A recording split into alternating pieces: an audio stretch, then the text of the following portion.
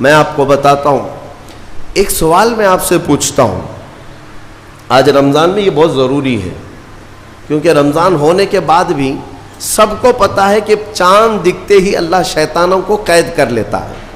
یہ سب کو پتا ہے. حدیث پاک میں بھی سرکش جنات اور شیطان دونوں قید ہو جاتے ہیں. ان کو قید کر دیا جاتا ہے، جب تک چاند نہیں دکھے گا یہ نہیں آئیں گے. لیکن جو 11 مہینے ہم بلیم ڈالتے تھے شیطان پر کہ ہم سے برائیاں ہو گئی، گناہ ہو گئی، کیوں؟ ارے شیطان ایسا کرا دیا، شیطان ویسا کرا دیا. اب رمضان میں کون کرا رہا ہے؟ شیطان تو ہے نہیں. پھر فجر میں سوتا کیوں ہے؟ بغیر نماز پڑھے ٹانگ پھیلائے ویسی نماز قضا کر رہے. کون سا شیطان تمہیں سلایا؟ ابھی تو شیطان ہے نہیں. ابھی بھی بہت سارے لوگ چوری کا کھانا نہیں چھوڑتے، بہت سارے لوگ جھوٹ، دغا، غیبت یہ رمضان میں بھی نہیں چھوڑتے. تو یہ ان کو کون سا شیطان کروا رہا ہے؟ کون سا شیطان یہ برائیاں کرواتا ہے؟ اس کے جواب کے لیے ایک چیز سمجھنا ضروری ہے. یہ بات تو مشہور ہے کہ ساری برائیاں شیطان کرواتا ہے، ابلیس کرواتا ہے نا. لیکن آپ کو وہ واقعہ معلوم ہے جب آدم علیہ السلام کو اللہ تعالیٰ نے پیدا کیا اور سارے فرشتوں سے کہا کہ سجدہ کرو. کل ہی کی تفسیر میں نے عرض کیا، اس میں ابلیس بھی تھا. ابلیس بھی اس وقت بہکا ہوا نہیں تھا، گمراہ نہیں تھا، وہ اچھا تھا. ابلیس تو بہت عبادت کرنے والا تھا اللہ تعالیٰ کی. تو اس نے اللہ کے حکم کو ٹال کر آدم کو سجدہ نہیں کیا، غرور میں کھڑا رہا، نافرمانی کیا. تو اب میں یہ سوال کرتا ہوں کہ ہر ایک کو گمراہ کرنے والا شیطان ہے، تو شیطان کو کس نے گمراہ کیا تھا؟ اس کو کس نے روکا سجدہ مت کرنا آدم کو؟ کوئی ہے بہکانے والا؟ ارے وہ تو پہلا ابلیس ہے، اس سے پہلے تو کوئی ابلیس تھا ہی نہیں، اس سے پہلے تو کوئی شیطان تھا ہی نہیں. شیطان کو کس نے روکا کہ تو بڑا ہے، تو بلند ذات والا ہے، آدم مٹی سے بنا ہے؟ یہ خیال کس نے ڈالا؟ کون سا شیطان تھا اس سے پہلے؟ یہی بات سمجھنے کی ہے. محدثین نے مفسرین نے فرمایا ابلیس کو جس چیز نے سجدہ کرنے سے روکا وہ نفس امارہ ہے، وہ نفس ہے جو آج بھی تمہارے ساتھ ہے. ہاں شیطان تو قید ہو جاتا ہے رمضان کے شروع ہوتے ہی، لیکن نفس تو ساتھ میں رہتا ہے. اب پتہ چلا کہ رمضان میں جو کچھ بھی غلطیاں یا کوتاہیاں یا گناہ کچھ لوگوں سے سرزد ہوتے ہیں تو یہ نفس کے پجاری ہیں، نفس ان کے ساتھ ہے. یہ نفس کی غلامی میں آ گئے اور نفس کے شکار ہو گئے. اسی لیے قرآن میں اللہ تعالیٰ نے اپنے رسول سے بھی یہ فرمایا اَرَأَيْتَ مَنِ اتَّخَذَ إِلَٰهَهُ هَوَاهُ أَفَأَنْتَ تَكُونُ عَلَيْهِ وَكِيلًا. اے رسول کیا آپ نہیں دیکھتے کچھ لوگ ایسے ہیں جنہوں نے اپنے نفسانی خواہشات کو اپنا خدا بنا لیا ہے، اپنی خواہشات کو اپنا خدا بنا لیا ہے. اے رسول کیا آپ ایسوں کی سفارش کریں گے، ایسے لوگوں کی وکالت کریں گے؟ یعنی رب تبارک و تعالیٰ نے فرمایا کچھ لوگ وہ ہیں جو اپنی خواہشات کی پوجا میں ہیں. کیا مطلب خواہشات کی پوجا؟ کیا مطلب ہے اپنے خواہشات کے پیچھے چلنا؟ مطلب یہی ہے کہ جو دل میں آیا اس بندے نے یہ سوچ لیا اسے کرنا ہی ہے مجھے، یہ خواہشات کے پیچھے چل رہا ہے. ہاں تمہیں آرام کی فکر ہوئی، تم نے خدا کے فرمان کو ٹال دیا لیکن اپنی نفس کی سن لیا. اللہ تبارک و تعالیٰ کا حکم کچھ اور ہے لیکن تمہاری طبیعت کچھ اور چاہ رہی ہے. رب تبارک و تعالیٰ کا حکم تھا صبح صبح تمہیں اپنے گھر بلا رہا تھا، لیکن تم نے اس کی نہیں سنی، اپنے من کی سنی، اپنے نفس کی. تو یہی تو ہوا نفس کی پوجا، یہی ہے نفس کی عبادت، نفس کی پرستش، جس کو قرآن میں کہا گیا ہے کہ کچھ لوگ ایسے ہیں جنہوں نے اپنی خواہشات کو خدا بنا لیا ہے. یہ نفس امارہ جس کے بھی اوپر حاوی ہو جاتا ہے، اچھے اچھوں کو یہ ان کا تقوی بھسم کر دیتا ہے، ایمان سے بھی دور کر جاتا ہے. اس لیے میرے عزیزوں، میں جو عرض کرنے جا رہا ہوں وہ یہ ہے کہ ہمارے لیے زندگی میں سب سے بڑا چیلنج اپنے نفس امارہ سے لڑنا. آپ کو پتہ ہے رسول پاک صلی اللہ تعالیٰ علیہ وسلم ایک جہاد سے جب واپس مدینے تشریف لا رہے تھے, وہ جہاد بہت سخت تھا, صحابہ زخمی تھے, بہت گھماسان کی لڑائی ہوئی تھی, لیکن جب واپس مدینے آ رہے تھے تو میرے آقا نے ایک جملہ فرمایا تھا, رجعنا من الجہاد الاصغر الى الجہاد الاکبر. اے میرے صحابہ, ہم چھوٹے جہاد سے بڑے جہاد کی طرف جا رہے ہیں. صحابہ نے پوچھا اس سے بڑا جہاد اب کون سا ہے یا رسول اللہ؟ میرے آقا صلی اللہ علیہ وسلم فرماتے ہیں, اے میرے صحابہ, اپنے نفس سے لڑنا اب یہ بڑا جہاد ہے, نفس سے لڑنا بڑا جہاد ہے. میرے عزیزو, یہ خواہشات کو ہی ختم کرنا ہو, اس نفس کو اگر کنٹرول میں لانا ہو تو کیا کرو گے؟ نفس امارہ سب کے پاس ہے. قرآن میں مولا فرماتا ہے, وما ابرئ نفسی ان النفس لامارۃ بالسوء الا ما رحم ربی. کوئی اپنے نفس سے بچ نہیں پائے گا سوائے وہ شخص جس پر میرا رب رحم فرمائے. اللہ کا رحم جس پر ہو گیا وہ اپنے نفس سے بچ جائے گا. میں آپ کو ایک دعا بتاتا ہوں. حضور پاک صلی اللہ علیہ وسلم اگر دعا کرتے تھے تو اس سے آپ کو اندازہ ہو جائے گا کہ یہ کتنی امپورٹنٹ چیز میں آپ کے سامنے کہہ جا رہا ہوں. کون سی؟ حضور جب دعا کرتے تھے تو یوں کہتے تھے اللہ کی بارگاہ میں, اللہم لا تکلنی الی نفسی طرفۃ عین. اے اللہ تو مجھے میرے نفس کے حوالے ایک منٹ کے لیے بھی مت دینا, تو اپنی حفاظت میں رکھ. حضور جب یہ دعا کرتے تھے کہ مجھے میرے نفس کے حوالے ایک منٹ کے لیے, طرفۃ عین کہتے ہیں پلک جھپکنے کے برابر, اتنے ٹائم کے لیے بھی اے اللہ تو مجھے میرے نفس کے حوالے مت کرنا, تو اپنی حفاظت میں رکھ. سید الانبیاء جب یہ دعا کرتے ہیں تو اندازہ کرو اے مومنو, نفس کی تباہ کاریاں کیا کیا ہیں. یہ کتنوں کو ہلاک کر دیتا ہے, کتنوں کا عمل ضائع کرتا ہے, کتنوں کا ایمان ختم کرتا ہے. اب میں جو بات کہہ رہا ہوں وہ یہ توجہ سے سنو. یہ نفس امارہ جس نے شیطان کو بھی گمراہ کیا, شیطان کو بھی بہکا دیا, یہ نفس آدم کو سجدہ نہ کرنے کا جو غرور پیدا کیا, یہی نفس امارہ تھا. اس نفس امارہ کو اگر کوئی کنٹرول کرا سکتا ہے تو وہ ماہ رمضان المبارک. بس یہی ہے رمضان کی فضیلت. رمضان المبارک اس لیے تمہیں دیا گیا کہ بڑی بڑی طاقتیں تمہارے نفس کو قابو میں نہیں کر پائیں گی, لیکن رمضان کے روزے تمہیں کنٹرول میں لے آئیں گے, کنٹرول میں لائیں گے. اب سمجھ میں آیا کہ روزے کیوں رکھائے جا رہے ہیں؟ ارے گرمیوں کی شدت ہے, ادھر حلق سوکھا جا رہا ہے, پیٹ پیٹ سے لگ جاتا ہے. ان لوگوں کو پوچھو روزہ کیسا ہوتا ہے جو مزدوری کرتے ہیں, ان لوگوں سے پوچھو جو دن بھر کام کاج کرتے ہیں.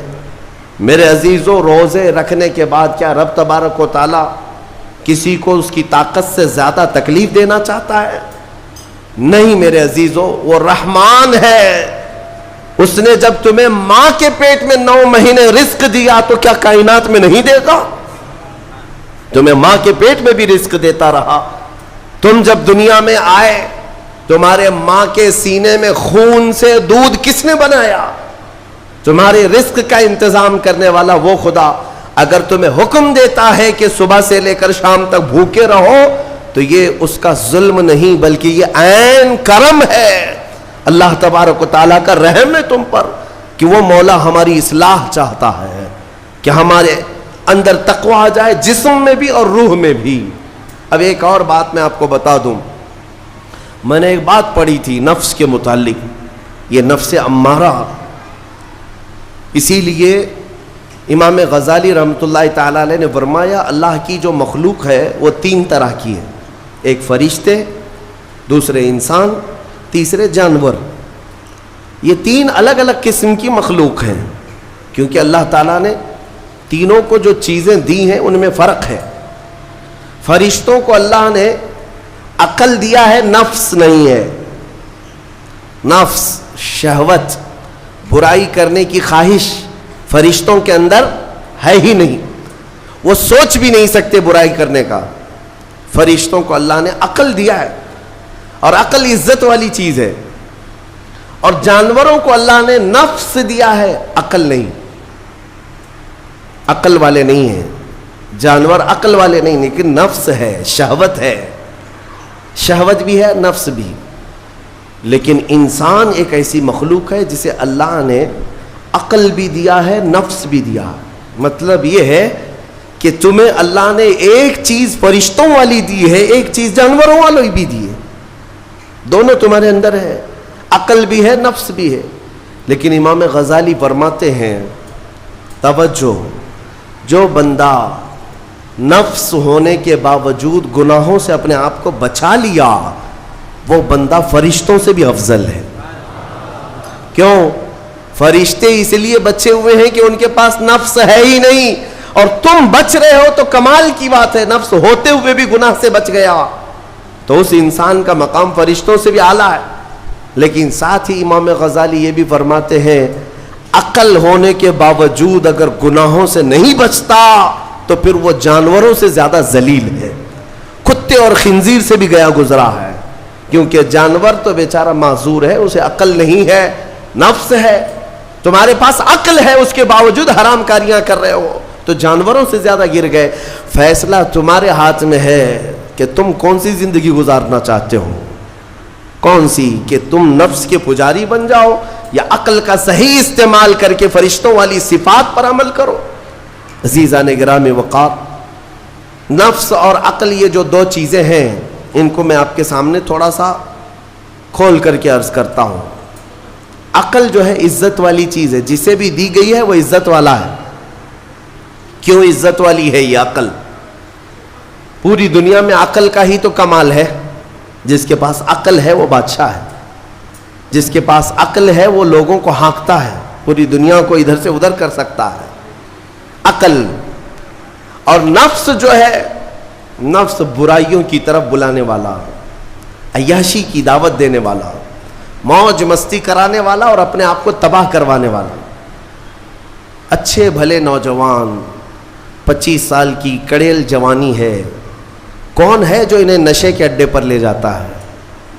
کون ہے جو ان کو تباہ و برباد کرتا ہے؟ نوجوان کو اچھی طرح سے معلوم ہے کہ میں کوکین، افیون، ہیروئن لوں گا تو میرے جسم کے ساتھ کیا ہوگا، اسے معلوم ہے. لیکن اس کے باوجود عیاشی کروانا یہ نفس کی عادت ہے. کسی کے اوپر نفس غالب آتا ہے، کسی کے اوپر عقل غالب آتی ہے. عقل جس کے اوپر غالب آ گئی وہ اچھا آدمی ہے، نفس جس کے اوپر غالب آ گیا وہ شیطان کا پجاری ہو گیا، نفس کی سننے والا. اب یہ دونوں جو چیزیں ہیں میں بتاتا ہوں آپ کو. روایت میں ملتا ہے کہ جب اللہ نے عقل کو بھی پیدا کیا اور نفس کو بھی پیدا کیا تو اپنے سامنے حاضر کیا، عقل سے پوچھا کہ اے عقل بتا میں کون ہوں اور تو کون ہے؟ عقل نے کہا یا ربی انا عبدک وانت ربی، اے اللہ میں تیرا بندہ ہوں اور تو میرا رب ہے. عقل نے کیا کہا؟ میں تیرا بندہ ہوں اور تو میرا رب ہے. اللہ نے عزت سے نوازا، اقرار کیا نا بندہ ہونے کا. عقل نے اقرار کیا. پھر نفس کو بلایا، نفس سے پوچھا بتا میں کون ہوں اور تو کون ہے؟ نفس نے کہا انت انت انا انا، تو ہے میں ہوں. یہ غرور تھا نفس کے اندر، یہ گھمنڈ تھا نفس کے اندر کہ میں ہوں. نفس جس کے اندر غالب آتا ہے وہ آج بھی یہی کرتا ہے، میں ہوں، کسی کے سامنے کیا جھکنا ہے. تو حکم ہوا کہ اس نفس کو 100 سال جلایا جائے. 100 سال جلایا گیا، اس کو عذاب دیا گیا نفس کو. 100 سال بھگتنے کے بعد، آگ کی تپش بھگتنے کے بعد اسے پھر لایا گیا نفس کو. اللہ تعالیٰ نے پوچھا اے نفس بتا میں کون ہوں اور تو کون ہے؟ نفس نے کہا انت انت انا انا، تو ہے میں ہوں. غرور نہیں ٹوٹا، گھمنڈ نہیں ٹوٹا. حکم ہوا اللہ کی طرف سے فرشتوں کو، اس نفس کو اب 100 سال تک بھوکا اور پیاسا رکھا جائے، کوئی چیز نہ دی جائے. اسے سخت سزا دی گئی. بھوک اور پیاس کی نفس کو کوئی چیز نہیں دی گئی. 100 سال کے بعد پھر اس کو حاضر کیا گیا، پوچھا گیا بتا کون ہوں میں؟ نفس نے کہا اے اللہ تو میرا خدا ہے، میں تیرا بندہ ہوں۔ فرمایا بزرگوں نے کہ نفس کو اگر کوئی جھکا سکتا ہے تو وہ بھوک ہے، اسی لیے مولا نے رمضان کے روزے تم پر فرض فرمایا۔ نفس کو جھکا سکتے ہو، نفس کو کنٹرول میں لا سکتے ہو تو بھوک کے ذریعے سے۔ ہاں، یہ بھوک اور پیاس یوں ہی نہیں دی گئی ہے۔ دنیا اگر سمجھتی ہو کہ مسلمانوں کو یہ بھوکا اور پیاسا رکھوایا جا رہا ہے تو انہیں کیا خبر ہے کہ روح کسے کہتے ہیں، نفس کسے کہتے ہیں؟ جو آلریڈی غلاظت میں پڑے ہوئے انہیں کیا سمجھ ہے؟ لیکن الحمدللہ ہمارا تصور ہے آخرت کا، ہمارے ہاں تصور ہے جنت کا، ہمارے ہاں تصور ہے جہنم کا، اللہ کی بارگاہ میں حساب کا۔ اس لیے ضروری یہ بن پڑتا ہے کہ ہم اپنی دنیا میں ہی اصلاح کریں۔ میرے عزیزوں، اس نفس کی جو تباہ کاریاں ہیں اس سے بچنا ہر نوجوان کے لیے آج ضروری ہے۔ تم روزوں کو ہلکے میں مت لو۔ اس سے پہلے بھی میں کہا کرتا تھا، آج پھر سے میں ریپیٹ آپ کے سامنے کہتا ہوں، مسلمان کے لیے روزے جو فرض کیے گئے آپشنلی نہیں ہے میرے عزیز، یہ آپشنلی نہیں ہے، اختیاری نہیں ہے، جسے چاہے وہ رکھے، جسے چاہے وہ چھوڑے۔ ہاں، ہمارے ہاں معاشرہ ایسے ہی ہے نا۔ ہاں، صبح اٹھ کر کے لوگ پوچھتے رہتے ہیں روزہ ہے، روزہ ہے؟ کیوں پوچھ رہے ہو روزہ ہے؟ مسلمان ہے تو روزہ فرض ہے، روزہ فرض ہے۔ اگر میں آپ کو پوچھوں اچھا لگے گا؟ انسان ہو اچھا لگے گا، سامنے دکھ تو رہا ہے انسان ہے، پھر کیا پوچھنا ہے؟ مسلمان کے لیے روزہ ایسا ضروری ہے جیسے اس کے لیے انسان ہونا ضروری ہے۔